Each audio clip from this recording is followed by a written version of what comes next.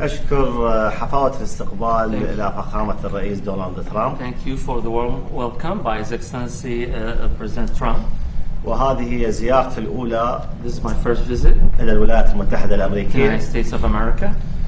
فهذه الزيارة لم تكن زيارة عابرة، This visit was not just like any visit, وإنما زيارة إعلان شراكة اقتصادية. rather it's an announcement of economic partnership تحدثت مع فخامة الرئيس. where I talked to His Excellency. 30/9 سوف تخرج القوات By الأمريكية the 30th of September, the U.S. forces will be out of Iraq, وسوف تدخل الشركات الأمريكية. while the U.S. companies will be inside Iraq. ودائما تخلق العلاقة المجتمعية هي الشراكة الاقتصادية وليس العسكرية. While the social relations is about like economy, it's not like about like military relations. أنقل تحياتي I would convey my greetings من أقدم حضارة في from the العالم oldest civilization in the world إلى أكبر قلب اقتصادي to في the العالم biggest وتكنولوجي. economic and technology heart in the world.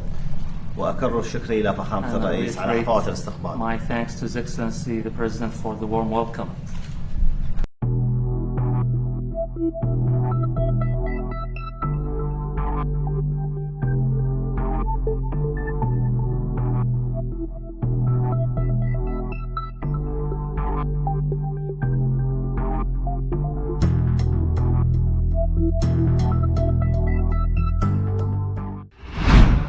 Israel tampaknya tak menginginkan Amerika Serikat dan Iran berdamai. Menteri Pertahanan Israel Katz, belak-belakan mengatakan militernya mengincar pemimpin tertinggi Iran, Mojtaba Khamenei. Ancaman itu disampaikan Katz di saat AS dan Iran memberlakukan MOU perjanjian damai. MOU ditandatangani secara elektronik oleh Presiden AS Donald Trump dan Presiden Iran Masoud Pezeshkian pada 17 Juni lalu. Harus diingat, memorandum itu juga mengikat Israel, yang berarti serangan Israel terhadap Iran berarti pelanggaran terhadap perjanjian damai. Katz juga mengungkap beberapa kemungkinan pecahnya kembali perang AS-Iran ke depannya. Pertama, Presiden Trump memutuskan untuk mengakhiri negosiasi dan melanjutkan serangan terhadap Iran. Kedua, Iran menyerang Israel. Iran langsung merespons pernyataan Katz tersebut dengan mengatakan tak akan membiarkan serangan terhadap para pejabatnya, apalagi Mojtaba Khamenei. Menlu Araghchi menegaskan setiap serangan Israel terhadap rakyat dan pemimpin akan dibalas segera dan lebih keras. Dia juga mendesak AS untuk mengendalikan Israel sehingga tak sembarangan mengeluarkan ancaman. Hal yang mengejutkan, ternyata Israel tidak hanya ingin membunuh Mojtaba, melainkan para juru runding Iran.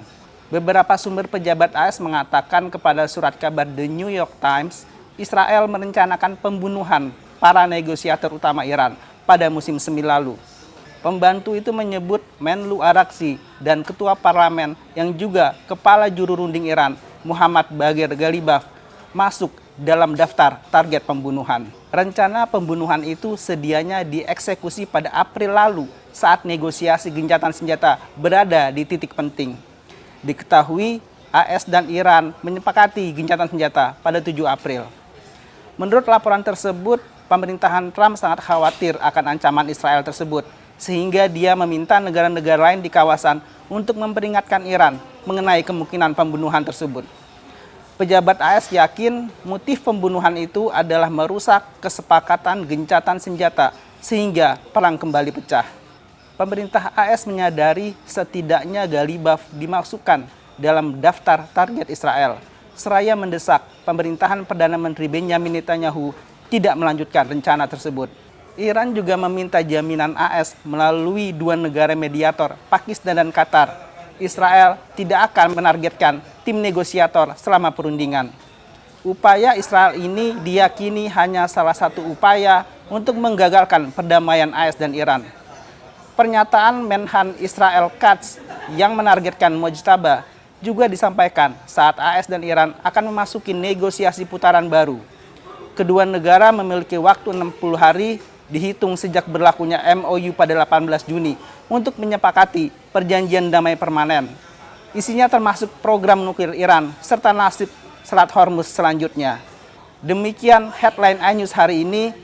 Simak terus perkembangan informasi mengenai konflik AS Israel versus Iran di inews.id. Saya Anton Soehartono. Sampai jumpa.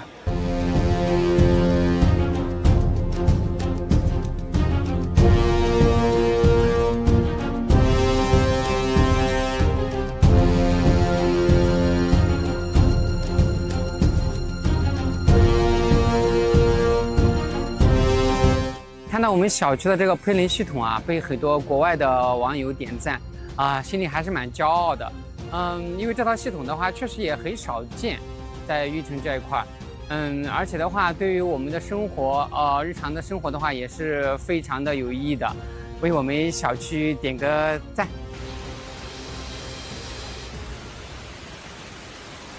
第一次看见这个楼顶喷水，还以为是下雨了。哎，出来一看，人家这所有的楼顶上往下喷水，哎，感觉挺好的，又凉爽，又净化空气，要比外头的温度要低上，感觉要低4、5度，环境也好，也能净化了环境。哎，这个物业也打听了一下，物业也没另外收费，哎，都是为大家搞服务的，哎，感觉还是挺好的。这个物业还是服务还是很到家的，希望以后所有的小区都能像这个小区一样，让小区净化一下环境，让居民们都舒服服的。咱们小区这个喷淋系统确实很好，在天气炎热的时候，它能缓解你这个热度，缓解天气的炎热。就是现在吧，天气温度比较高一点。它这个喷了之后，家里边的衣服也不怕受潮，也没有噪音，它确实利大于弊。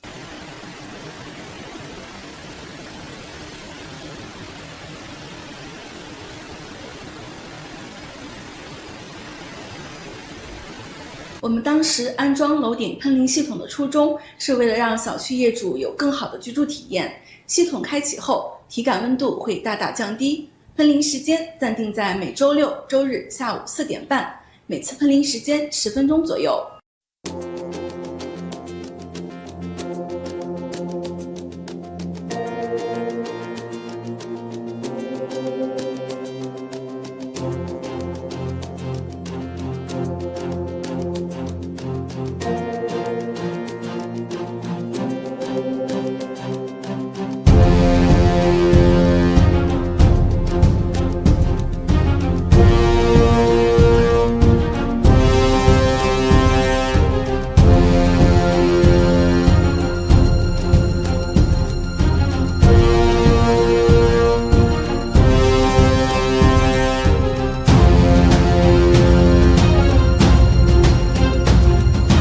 Iran atau IRGC memperingatkan kapal perang AS untuk segera meninggalkan Selat Hormuz.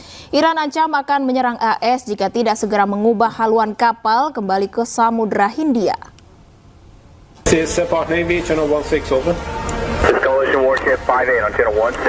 IRGC merilis rekaman konfrontasi Angkatan Laut di Teluk Persia.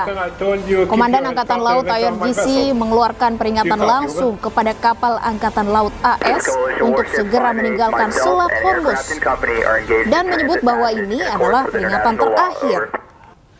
Iran melaporkan Angkatan Laut AS terpaksa mendaratkan helikopter dan meninggalkan Teluk Persia. Namun, AS membantah adanya konfrontasi tersebut.